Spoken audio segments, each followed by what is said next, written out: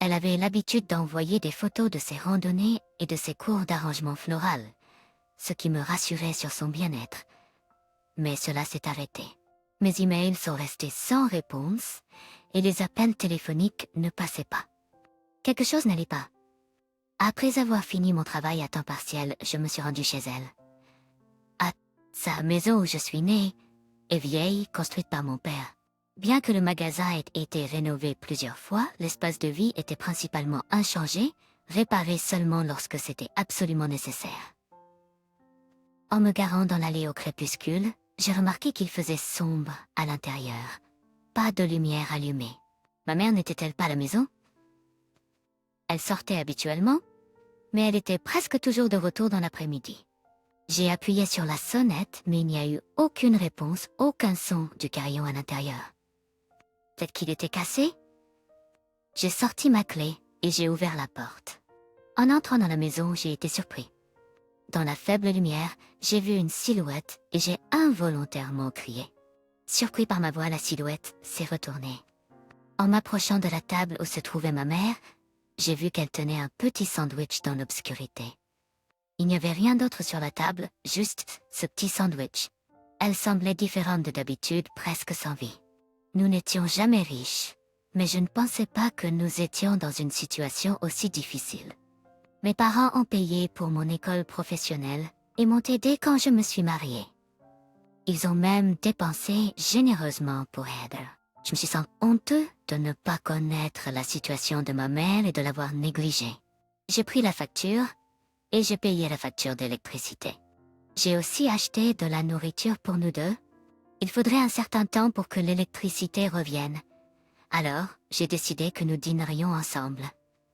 J'ai appelé à la maison et Heather a répondu. Sachant que les affaires de la maison étaient importantes pour Heather, je me suis assis à dîner avec ma mère, éclairée par une lanterne de secours.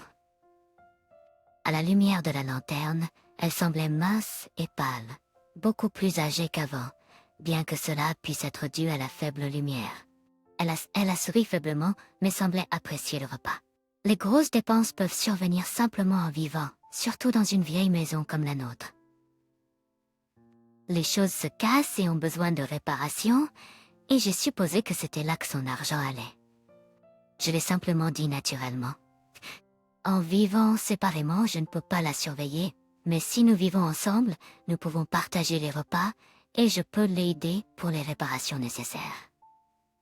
Mais elle a dit. En effet, je ne pouvais pas imaginer que mon mari adorait cela. Il serait certainement réticent à dépenser même un sou pour les réparations d'une vieille maison. Il ne s'entendait pas non plus avec mon père. Mon père avait un esprit d'artisan et une grande fierté, donc ils se disputaient souvent. C'est pourquoi il ne visitait presque jamais la maison de mes parents. Il était probablement l'idée de vivre avec ma mère maintenant. Pourtant, je ne pouvais pas la laisser seule dans cet état. Alors j'ai décidé d'en parler avec lui. Maïs, je m'attendais à ce qu'ils s'opposent à vivre ensemble, mais dire quelque chose comme ça? Je n'aurais jamais pensé qu'il puisse être si froid. Et quand je lui ai dit que j'avais payé la facture d'électricité de ma mère, il est devenu furieux. Il est très pointilleux avec l'argent, probablement influencé par la façon dont il a été élevé. Ses parents dépensaient pour eux-mêmes, mais jamais pour les autres. Ils semblaient vivre au-delà de leurs moyens, juste pour faire bonne impression. Nathan avait les mêmes tendances. Si j'avais réalisé cela plus tôt, j'aurais peut-être réfléchi à 2 fois avant de l'épouser. Je n'aurais pu avant notre mariage. Je me souviens, il était toujours bien habillé, mais il ne m'a jamais invité à manger pendant nos rendez-vous. Et les cadeaux qu'il offrait pour les anniversaires ou Noël étaient quelque chose qu'un enfant pouvait se permettre avec son argent de poche. Ce n'est pas que ces choses soient mauvaises, mais ça me laissait toujours un sentiment d'inconfort. Donc c'est typique de lui de s'énerver à propos de la facture d'électricité de ma mère, mais il n'y a pas d'utilité à argumenter avec quelqu'un comme lui. Même si je savais que c'était futile, ma frustration ne disparaissait pas. Comme toujours, ma fille était celle qui pouvait me remonter le moral. Elle avait été difficile pendant son adolescence, mais maintenant, c'est une personne formidable avec qui parler. Elle a dû entendre ma conversation avec Nathan. Quand il a quitté le salon, elle est entrée et a dit « Je l'ai serré dans mes bras sans réfléchir. Rire avec elle m'a fait me sentir un peu mieux. Ce n'était probablement pas grand-chose, mais à ce moment-là, je pensais que c'était le cas. Je ne savais pas à quel point elle gérait bien ses finances. C'est 6 mois plus tard que Nathan est venu me supplier. J'avais régulièrement rendu visite à ma mère et l'avais aidée financièrement, et elle commençait à se rétablir. Il y avait une raison pour laquelle elle avait commencé à avoir des problèmes d'argent, et cela impliquait mon mari. Oh, je lui ai présenté les papiers de divorce que j'avais préparés. C'est alors que Adam est entré. Il est devenu pâle en voyant l'enveloppe dans sa main et a essayé de la lui reprendre. Elle a habilement évité sa tentative et il a trébuché et est tombé. J'ai pris l'enveloppe de sa main et en ai sorti les documents. Défait par les mots de sa fille, il a baissé les épaules. Nous avions tous les deux des emplois sans week-end régulier, donc nous avions que rarement les mêmes jours de congé. Il a dû penser que son addiction au jeu passait inaperçue. Mais notre fille était âge d'avance. Elle n'avait pas seulement découvert ses visites au casino ou son historique d'ordinateur, elle avait été suspicieuse et a mené une enquête. Son addiction au jeu n'était pas récente.